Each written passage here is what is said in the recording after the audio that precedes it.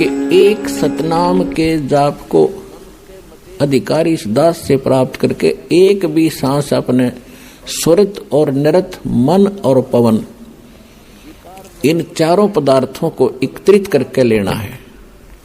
कबीर साहब कहते माला तो कर में फिरे और जिव्या फिरे मुख माही, मनुआ तो चहूं दिस फिरे ये तो सुमरण नाही। कबीर साहब कहते हैं कि हाथ में तो माला मणिया घूम रहा है और जीभ मुख में घूम रही है और मन कहीं घूम रहा है, ये सुमरण नहीं होता। कहते हैं स्वरित नृत मन पवन पर और सतनाम का वो जाप लगातार चले। सुरत नृत मन और पवन इकट्ठे रखे। जैसे आप सिमरण करते हो, सांस के सिमरण सतनाम दिया है, या प्रथम मंत्र भी जाप करते हो, उस पर ये ध्यान रखे कि जैसे आप प्रथम मंत्र बोला प्रथम मंत्र का, तो ये सोचा ये किसके विषय में है। 5-4 जो लगातार जो मंत्र करें 5-4 बार ये अभ्यास करें ये किसका है, और उसके बाद बेशक शीघ्र करो, लेकिन ये ध्यान रहे मैं बोल क्या रहा हूं। अब बोलते हो सत सुकृत अवगत कबीर, तो फिर इस क्या बोल रहा हूं ये शब्द है, इस शब्द के साथ इस चित्त यानी मन को लगाना है और ध्यान रहे कि मैं क्या बोल रहा हूं, कौन से अक्षर का उच्चारण कर रहा हूं। तो इसमें स्वरित और नृत अपने आप रहेगी कि किस जाप को कर रहा हूं। स्वरित नृत मन और पवन। पवन माने वायु, जो श्वास के सिमरण से संबंधित है। ये कि इस पर श्वास जब जाप करो तो इसके साथ ये सांस भी ध्यान हो कि मैं बाहर कौन सा छोड़ रहा हूं, अंदर कौन सा ले रहा हूं और कौन मंत्र का उच्चारण कर रहा हूं। ये आपकी सुरत और नृत्य में रहना चाहिए। मैं के बोलू हूं, अपनी सुरती उस पर लाए रखे। सुरती समझो आत्मा के कान हैं और नृत्य जो है आत्मा की आंखें हैं, ऐसा समझ कर। अब जैसे सुमन करते हो तो क्या मैं बाहर छोड़ रहा हूं, कौन से मंत्र का उच्चारण अपने आप होता, श्वास से महसूस होता मैं क्या बोल रहा हूं, उस पर ध्यान रहे अंदर क्या ले रहा हूं। तो ये सुमन बना आपका ध्यान कहीं और श्वास करें जाओ खेचम खेचा, इससे कोई लाभ नहीं। स्वरित नृत्य उस पर लगी रहे, मैं क्या बाहर छोड़ रहा हूं, क्या अंदर ले रहा हूं, या प्रथम मंत्र में किस किस जाप को कर रहा हूं। जब जल्दी करते हो, क्योंकि स्वाभाविक हो जाता है जल्दी करना पड़ता है, तो उसमें ये सोचो मैं बोल के रहा हूं। पहले तो ये पता हो कि किस किस का जाप है।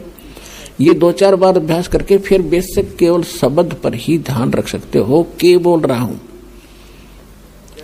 कौन सा मंत्र बोल रहा हूं, हरियम बोल रहा हूं, किलियम बोल रहा हूं, उस पर ध्यान रहे। तो वो उस पर जरूर रहना चाहिए, वो नहीं माड़ा फेरे जाओ। तो ऐसे ही सतनाम पर बात चल रही है कि सतनाम पालड़े तराजू के एक पलड़े में ऐसे किया हुआ श्वास वो श्वास सुरत नृत्य और मन और श्वास के साथ किया हुआ एक श्वास के सिमरण की ओनली एक मंत्र सांस बाहर छोड़ा और अंदर ले लिया, पूरा हो गया एक मंत्र। इस एक मंत्र के जाप को तराजू के एक पालड़े में रख दो, उसकी कीमत, और दूसरे पलड़े में 14 लोक, विष्णु का लोक, शिव का लोक और ब्रह्मा जी का लोक, धर्मराज का लोक, नीचे के ये ताल पताल उतल सारे, और ऊपर के गोलोक और दुर्गा का लोक, ब्रह्मलोक, सपतपुरी, स्वर्ग और नरक। स्वर्ग नरक ये अलग 3 लोक न्यारे हैं। ये स्वर्ग पृथ्वी और पाताल ये लोक अलग हैं 3, इनसे हटकर हैं। तो क्या बताया है कि ये 14 लोक उस महास्वर्ग तक दूसरे पालड़े में रखते सतनाम के श्वास के से तोलने के लिए, और 3 लोक ये पृथ्वी पाताल और स्वर्ग लोक ये तो पास्यंग रखे।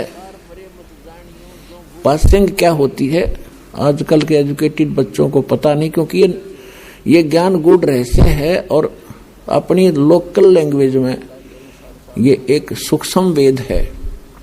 तो दास का जन्म ऐसे समय में दिया दाता ने, दास ने दोनों जमानों की लैंग्वेज का ज्ञान हुआ, जिस कारण से इन गूढ़ रहस्यों को आज समझ सका। और इस ग्रंथ को, गरीबदास साहिब जी के ग्रंथ को आज के बालक पढ़ के देख लो, इन्हों का डरते इसमें पता नहीं क्या लिख रखा है, क्योंकि वो भाषा उन्होंने अपने उस समय की भाषा में लिखा। तो उसमें क्या लिखा, पासिंग किसे कहते हैं। जैसे हमारे यहाँ दास का जन्म किसान परिवार में हुआ, तो हमारे घर पर ये व्यापारी लोग आते थे, कोई चने तो ले जाता था, कोई बाजरा, कोई गेहूं। तो वो क्या करते थे, जब तोलते समय हमारे पिताजी कहते थे कि भाई लाला जी अपनी तराजू चेक करा पहले।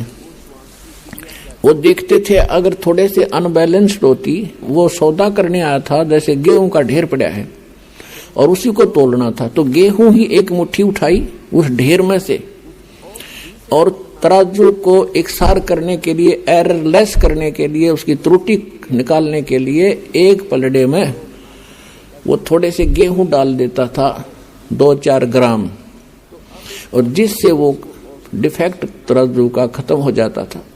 तो उस तरफ बट्टे रख देता था, और फिर उसके बाद वो सौदा कणक का तो घना था, वो पासिंग का तो कोई सौदे में अकाउंट है नहीं उस पासिंग का, तो जो रखे थे इतने गेहूं, तो ये पासिंग समझो। तो अब क्या बताते हैं गरीबदास जी, सतनाम पालड़े रंग होरी हो। सतनाम के 2 अक्षर हैं, वो तो स्पष्ट लिखा है वाणी में। सतनाम तो दास इसलिए बोल रहा है, इसको थोड़ा सा सार्वजनिक कम कर रहा हूं अभी, वैसे कर तो दिया तकरीबन। इस भक्ति से वो 2 अक्षर का नाम है, एक ओम और दूसरा वो तत् सांकेतिक है। कहते ये सतनाम है 2 अक्षर का, ये 2 अक्षर के नाम का जाप सतनाम कहलाता है। तो कहते सतनाम पालड़ रंग होरी हो, और 14 लोक चढ़ावे राम रंग होरी हो। 3 लोक पासिंग धरे रंग होरी हो, तो ना तुले तुलाया राम रंग होरी हो। ओए होए, अब एक सिमरन की ओए होए इतनी कीमत है।